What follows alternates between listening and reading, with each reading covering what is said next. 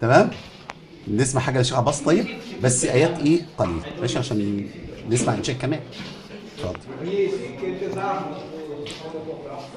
أعوذ بالله من الشيطان الرجيم.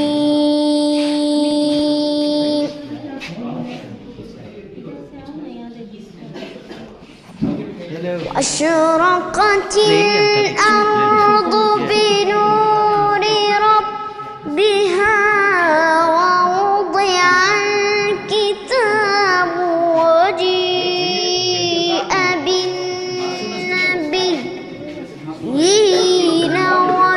والشهداء وقضي بينهم بالحق وهم لا يظلمون.